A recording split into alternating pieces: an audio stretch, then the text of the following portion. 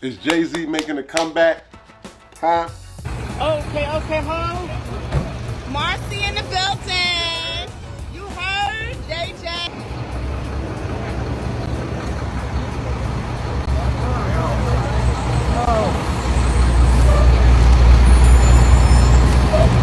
Hey, Blue.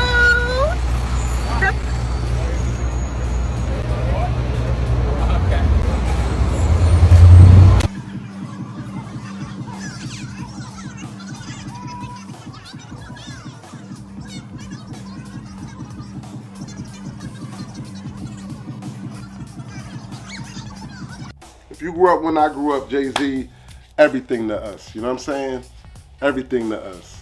As I looked in this, he said, at his wake when I peeked in, looked in his casket, feeling sarcastic, look at him, still sleeping. That's off Reasonable Doubt. Okay, so before I give Jay-Z a hard time, let me just say this. Target want that old thing back. Target is outside with a boombox like, please come and holler at me. Please take me back, black community. Target is not just outside with a boombox. Target is on its knees with roses. Target is like, now how do we win the black community back? Put DEI back, or we just say, hey, you know what? We are 4 black women. They say, you know what? They want Reasonable Doubt. That's what they want. So here's the story. Jay-Z has decided to collaborate with Target for the 30th anniversary of the re-release of Reasonable Doubt. So the issue is not simply that Jay-Z is making money. We all want black people to win. The issue is that Jay-Z is becoming the intersection between black boycotts and corporate progress. It is becoming more than apparent that when major corporations have challenges connecting with the black community, the response is to call Jay-Z. But the problem is when they call Jay-Z, Jay-Z does not have the character or the resources to make the call worth it. If they are calling someone with power, then that power should be leveraged. If Target says, we need you to help us talk to the black community, we need to partner with you, we are trying to restore this, we are trying to fix this, Jay-Z should be able to say, okay, I like the idea, I'm open to it, but do me a favor, figure out how can we collectively and collaboratively get 600 plus thousand black women back into the workplace. And if the Target says, that seems like a big thing to do, the response should be, well, you have the resources to do so. So tell me what could happen to get 500,000 women re-employed. And if you can come back with that, then I will figure out how to release my album through you and work with you directly on repairing the relationship with the community. We do not have that. What we have are people who are willing to show that they are in support of black consumption, but they are not in support of black construction. That is the part that is not being discussed. Black people are constantly being asked to consume, buy the album, support the brand, watch the game, stream the music, go to the store. But when it is time to build something structural for black people, the same urgency is not there. So he about to go, you know what I mean, do these shows and all of that, and the rollout been crazy. First he did GQ with the young boy, you know. Then he did, I don't know the order of events, you know what I'm saying? The Roots picnic in my city, where he dissed everybody. This Dame Dash, this Jaguar Wright, this Toskino, this Nicki Minaj. Then one by one, they all came back responding. Dame Dash, Oskino, Jaguar Wright. We love the excitement, and I love the sparring and the music you get. Mm-hmm. But in this day and age, it's so much negative stuff that comes with it that you almost wish it didn't happen. Really? Yeah, because it's almost like it's a final thing. Now people that like Kendrick hate Drake. Yeah. No matter what he makes, no matter what he says, and it goes far too. It's like attack on his character and his thing, and it's like, I don't know if I love that. Yeah. I don't know if it's helpful to our growth. Where the fallout lands, especially on on social media, which takes place every day. Yeah. And now you have these pods of cult. The Stan armies fighting. Yeah, and it's like, it's too far. Yeah. It's like bringing kids in it. Yeah. And it's like, I don't like that. You know, maybe I've grown in a space that is probably, I sound like the old guy wagging the finger. But I think we can achieve the same thing as far as like sparring with music, with collaborations more so than breaking the whole thing apart. Yeah. It could stand it before because there was no social media and there was no thing, and you know, you had the battle and it was fun, and then you moved on. Right. Right now, I don't know if it could stand it with the technology that we have. Because it takes up so much oxygen. It takes up so much oxygen. Yeah. And now it's just like every day they're just trying They're to still take, talking about it. Not just talking about it. Not like, yo, this song I like this. Yeah. No, it's like trying to tear down the people's life. Yeah, yeah. It's like trying to, you know, wreck this guy's marriage or this guy's relationship with his child. And it's like, I don't know, man. I don't know if it's worth it at this point. Yeah. I don't know. That's interesting. Again, I love the idea that we got so much music in such a short period of time. Great music. Just everything around it was just like, man, it's like taking us a couple steps back. Yeah. And we just grown so much that I don't know if, I guess I'm gonna say it, I don't know if battling needs to be part of the culture anymore. Interesting.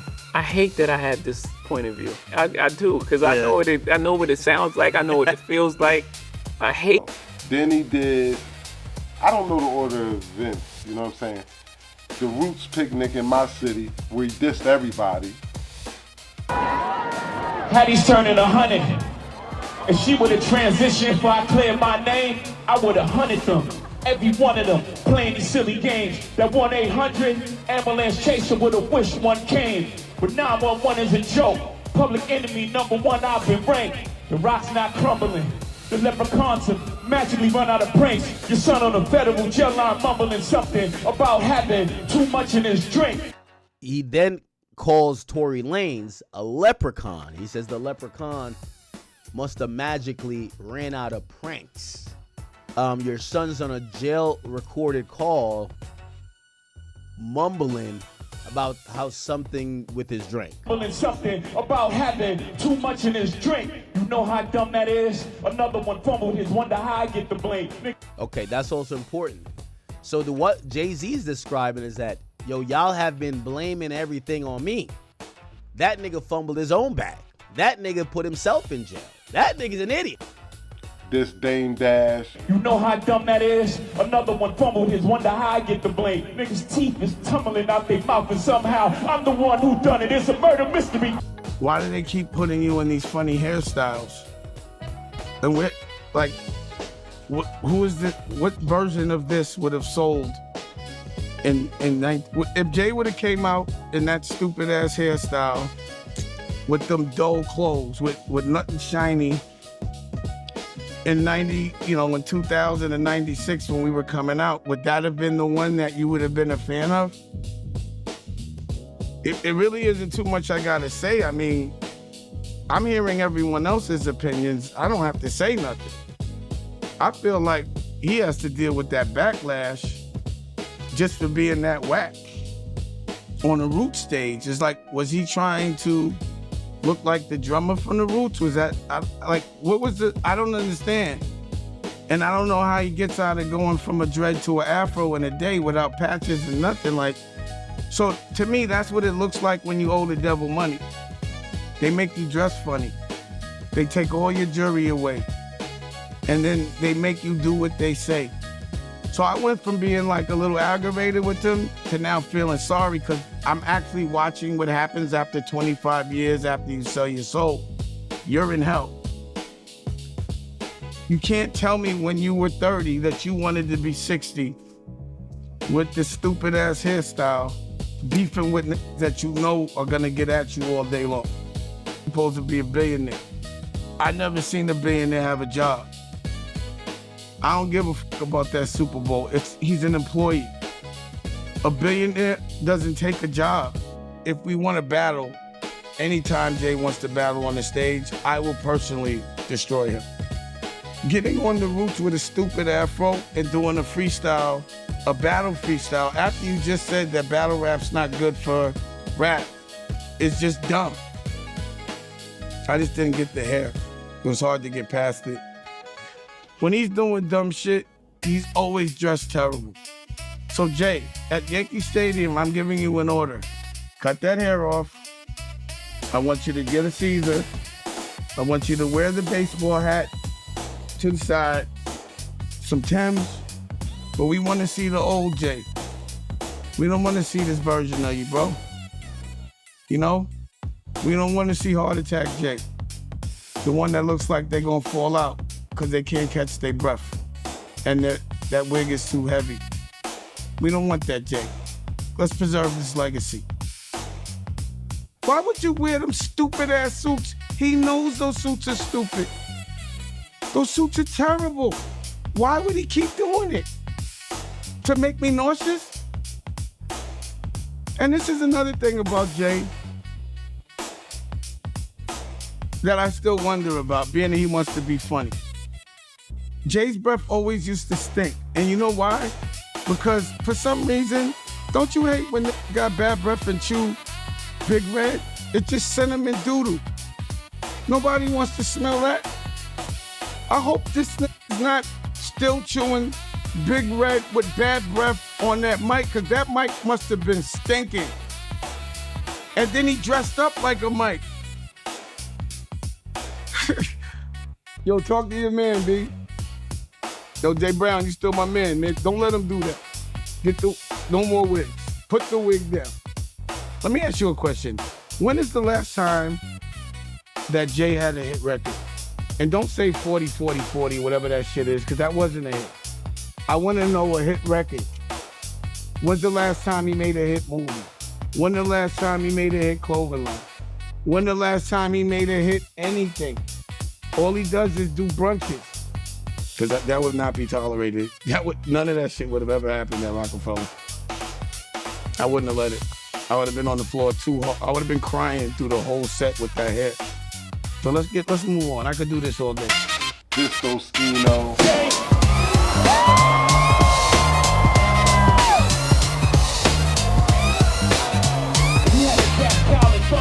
When you was bumped here, I'm the one who struck the pain. That hill you can die on. There's way too much flack that comes from those pains. I'm killing them softly. What's understood don't need to be explained. You want it one way, it's the other. I spill on you suckers, I'm all of you niggas game. I ain't fighting for me, it's no how. Cancel the bunches, I remember the hunger pain. Price of the bricks going up. It's gonna cost you a fee to even say my name.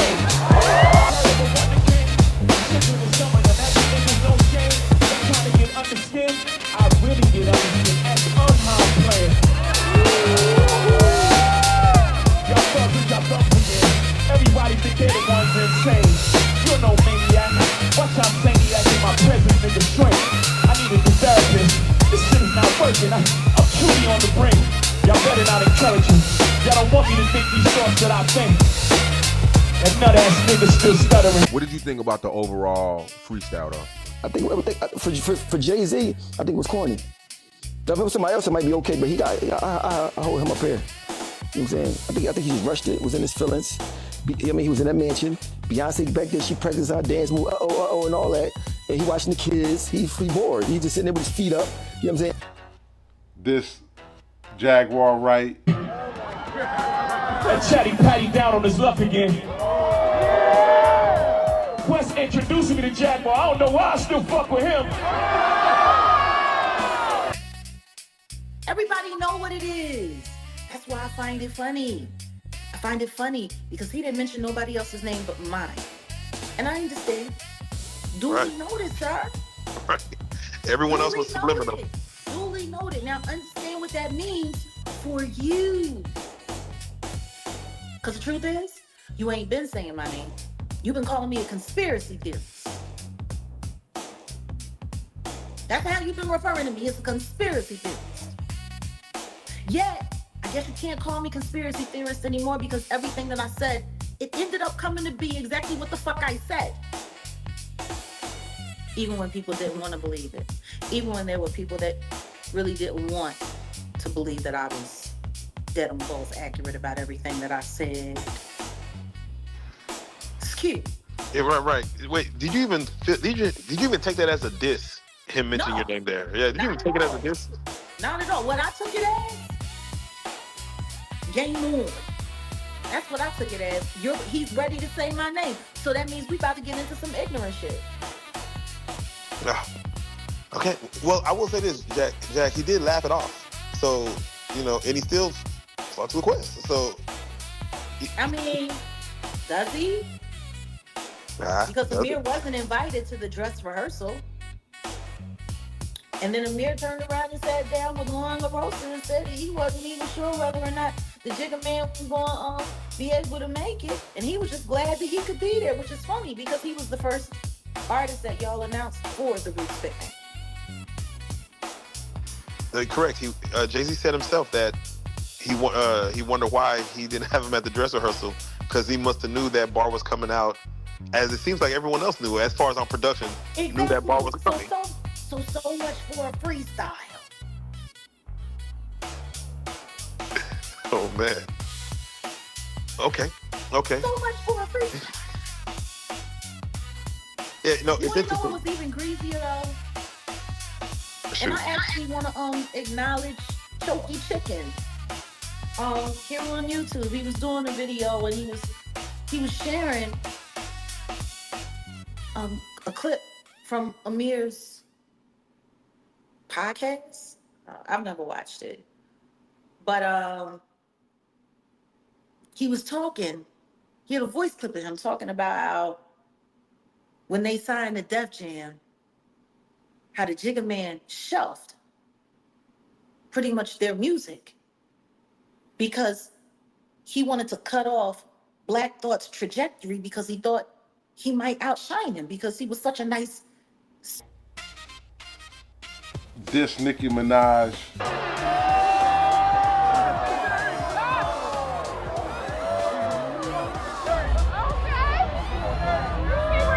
You wonder why I do the freestyle rehearsal.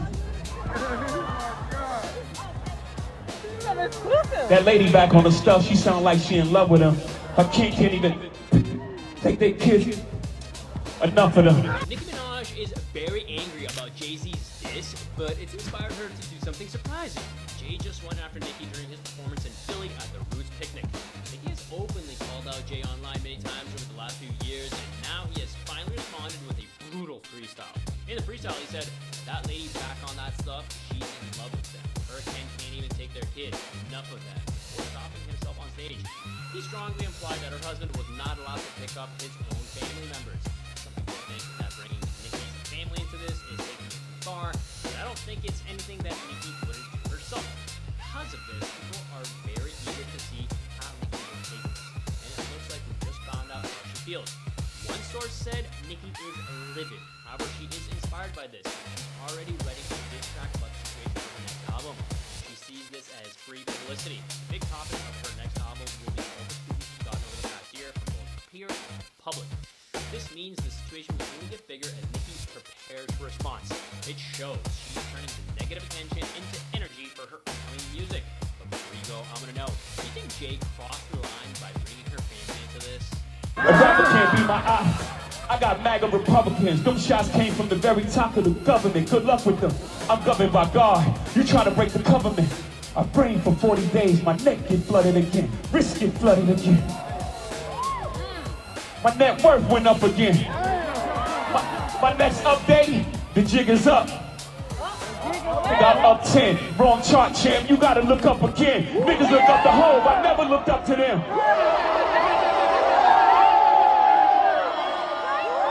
Got your publishing gangster, go talk tough to them. Don't talk success to me, you niggas is workers. In perpetuity is how your contract is worded. Don't make me go man. The Roots remember, even when the trees pretend, not too much of my name. Don't forget who I am. Hattie loves her Shawnees, S-H-A-W-N. I find it adorable she put the S at the end. You don't know, the show ain't even begin. I said, you don't know, the show ain't even begin.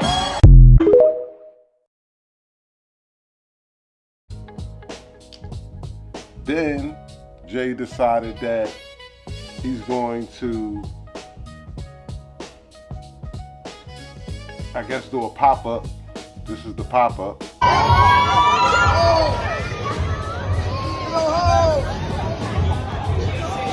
Go home, man. Go home.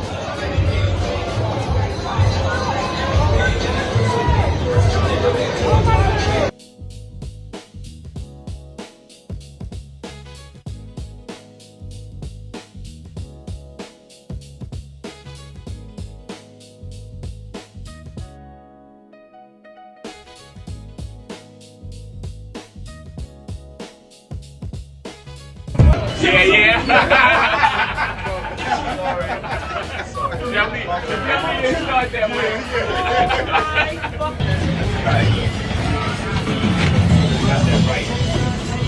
Right, laying right. Yeah, her. Fellas, how do y'all make shit?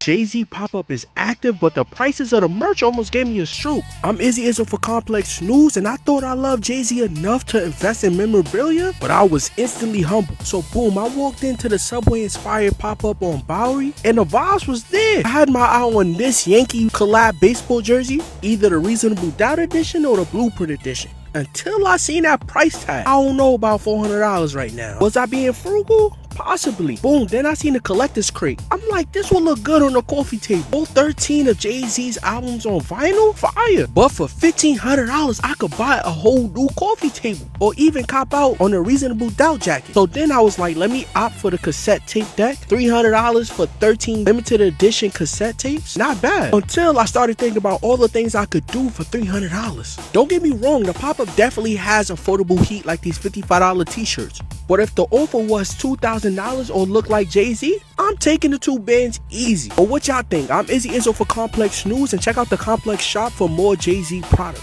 Duh.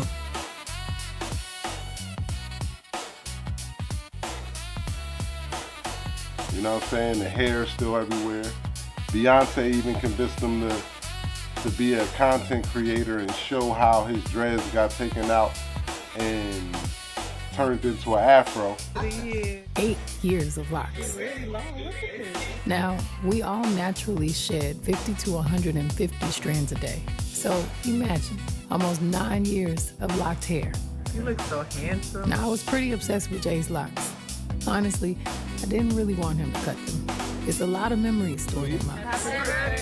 Locks can be like antennas, connecting us to frequencies and energies. Hair grows. People grow, so the transformation can be emotional.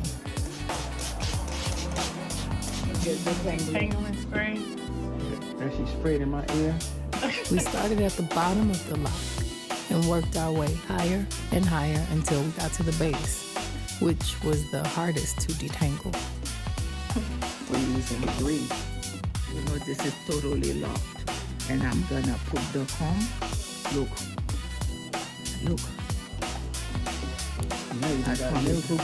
The sacred tools were fantastic, especially the parting tail comb. This is a secret weapon. It helps to have this because you're able to kind of grip. Sometimes we detangled in a diagonal line. Remember, all of this is locked like that. I started it sideways. Sometimes we used our hands. Sometimes we used the brush to really work the products into larger sections of the hair. We mixed the detangling spray with the moisturizing deep conditioner and our moisture sealing lotion. It made it very slippery, and it gave us the right amount of water, oil, and hydration to detangle. We used the hair and scalp balm to break down the buildup, which was the bomb. There were times I massaged his hair with my hands for about an hour, sometimes 2 hours for each wick, until I could gradually separate his hair with my finger. It was always a great accomplishment when you can finally break that wick apart and get access to go through one lock at a time. Once his hair was fully saturated, we'd sometimes use a steamer to help the products penetrate deeper into the hair, restoring moisture and hydration. Then it became even easier. This is day 5, getting my hair combed out, went through it, opened it up. It's not for the faint of heart. Day 5. I think the key ingredients are patience and love. When it got challenging, we just used more products. And I found that you didn't have to be as aggressive, and you could just let the products do some of the work. Some nights we left the product in overnight, especially on the roots where it was difficult to detangle. It wasn't just one person that removed his locks. It was a family affair. Beautiful daughter came to help out. I'm gonna be an influencer. We're using all of the blue products. Working on a good one now. Shout out to the H-Town bloctician who helped start the process with us, and to Blue and every hand that contributed to this process. By the end, we kept getting better at our own individual techniques. Sasa taught us. Okay. It doesn't hurt. Got that technique. I really admire Jay's patience.